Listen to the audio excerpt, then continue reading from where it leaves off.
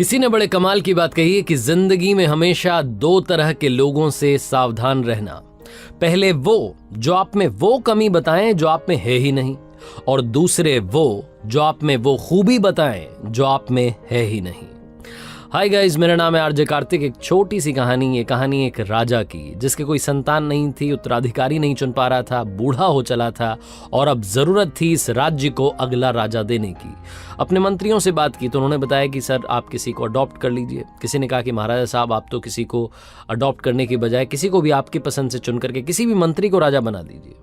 राजा को ये सब समझ में नहीं आ रहा था। किसी ने उससे कहा कि कंपटीशन रखवा लीजिए।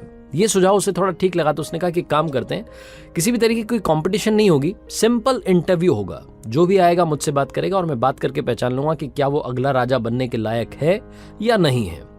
फिर किसी ने कहा कि काम करते हैं, इसमें आप क्राइटेरिया डाल दीजिए कि इस टाइप के लोग ही आ सकते हैं। तो राजा ने कहा नहीं, कोई भी आ सकता है, किसी भी उम्र का व्यक्ति आ सकता है और आकर के अगले राजा के लिए इंटरव्यू दे सकता है। अब ये जो साक्षात्कार वाली बात थी ये फैली पूरे राज्य में, धीरे धीरे लोगों को मालूम चला, गांव में पहुंची, कस्बों में पहुंची, शहरों में पहुंची, तो सब तरह के लोग वहां पहुंचने लगे राजमहल में। एक छोटा सा गांव था, वहां एक लड़का किसानी करता था, खेती करता था। उसे जब ये बात मालूम चली तो उसने अपने फादर को बोला कि मुझे भी जाकर के एक बार इंटरव्यू देना है। तो उसके फादर ने कहा कि देख लो, मुझे नहीं लगता कि कुछ हो पाएगा। तो उस लड़के ने कहा एक बार कोशिश करता हूँ। लड़के के घर वालों ने उसको हाँ कह दी। अब वो तैयार था अगले दिन इंटरव्यू पर जाने के लिए, लेकिन सवाल ये था कि उसके पास में ढंग के कपड़े नहीं थे। अब जब ढंग के कपड़े नहीं थे तो उसको अंदर से वो घिन आने लगी कि कैसे मैं इंटरव्यू दूंगा। पता नहीं, मतलब राजा को जब वो पहली बार मुझे देखेंगे उसके बाद ही उनका इंप्रेशन क्या होगा, वो जम नहीं पाएगा मामला। उसने अपने फादर से कहा कि क्या कुछ पैसे मिल पाएंगे, घर में ज्यादा पैसे भी नहीं थे। जैसे तैसे उसने उधारी करके कहीं से भी जुगाड़ करके एक अच्छा सा जैकेट बनवाया। पुराने से कपड़े थे, फटी सी शर्ट थी, पुरानी सी पैंट थी, उसके ऊपर वो अच्छा सा जैकेट डाला और इंटरव्यू देने के लिए वो जो नगर था जहां पर उनकी राजधानी थी, राजमहल था, वहां निकल पड़ा। रास्ते में जाते आते सोच रहा था कि क्या सवाल पूछे जा सकते हैं, किस किस के मुझे जवाब देने होंगे। बहुत सारी अंदर, जो कि हर इंसान के साथ होता है, जब भी हम इंटरव्यू के लिए जाते हैं बहुत कुछ माइंड में चल रहा होता है। वो जो नगर था वो आ ही गया था, परकोटा दिख रहा था। तभी उसे एक भिखारी दिखाई दिया जो कि सड़क के किनारे बैठा हुआ था। सर्दी का मौसम था, ठिठुर रहा था और उसने इस लड़के से कहा कि बाबूजी क्या मेरी मदद कर दोगे, मुझे कुछ ओढ़ने के लिए दे करके चले जाओ।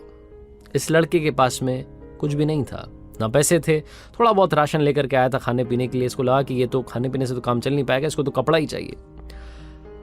इसने अपने ऊपर देखा तो एक अच्छी सी जैकेट जो कि बड़ी मेहनत से इस तक पहुंची थी, उधारी के पैसे से पहनी हुई थी, जैसे तैसे जुगाड़ करके पहन के आया था कि चलो इससे इज्जत बच जाएगी, कुछ अच्छा लगेगा, इंप्रेशन चला जाएगा। इसके मन ने कहा कि यही उतार करके दे दो। लड़के ने यही जो जैकेट थी उतार करके उस भिखारी को दे दी। उसके बाद में वापस चल पड़ा आगे। उस नगर में पहुंचा, राजधानी में पहुंचा जहां पर कि राजमहल था। वहां गया, जो राजा के सैनिक थे उन्होंने रास्ता बताया कि यहाँ सराय में जाकर के रुक जाइए। 2-3 घंटे वहां आराम किया। उसके बाद में इसका इंटरव्यू का टाइम आया।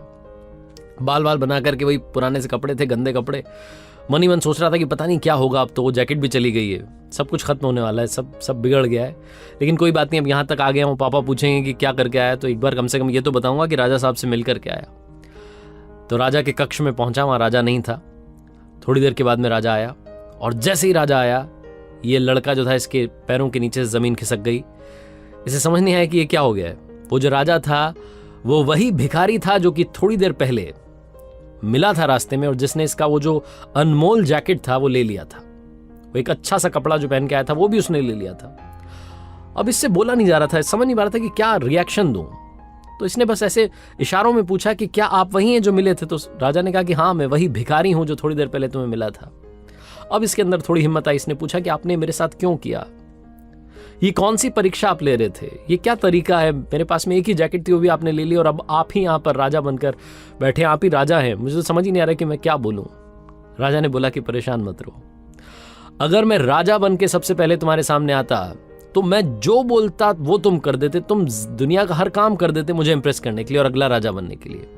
लेकिन मैं तुम्हारे सामने सबसे पहले भिखारी बन के आया और मैं तुम्हारे असली चरित्र को, असली कैरेक्टर को जानना चाहता था कि अंदर से तुम कैसे हो।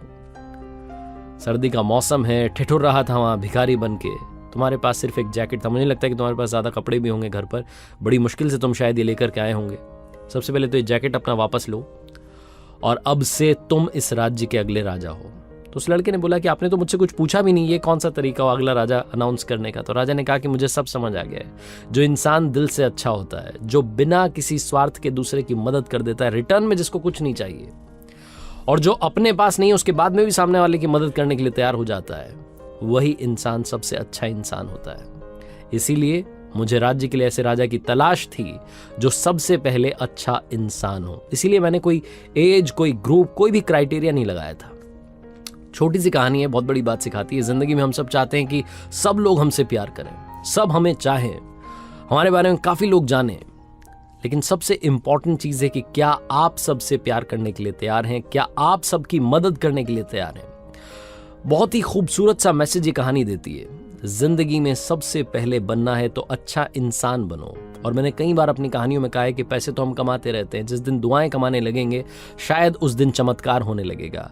और वो जो कहते हैं ना कि 1% जो है वो बस 1% से रह गए, वो 1% वाली जो कमी है वो दूर हो जाएगी और शायद आप मंजिल के पास पहुंच करके वहां पहुंच भी जाओगे और झंडा बुलंद कर दोगे। आरजे कार्तिक हमेशा आपसे कहता है, कर दिखाओ कुछ ऐसा कि दुनिया करना चाहे आपके जैसा। याद रखिए, हर सोमवार सुबह 9:30 बजे मेरे YouTube चैनल पर, इंस्टाग्राम हैंडल पर, फेसबुक पेज पर देखिए एक नई कहानी।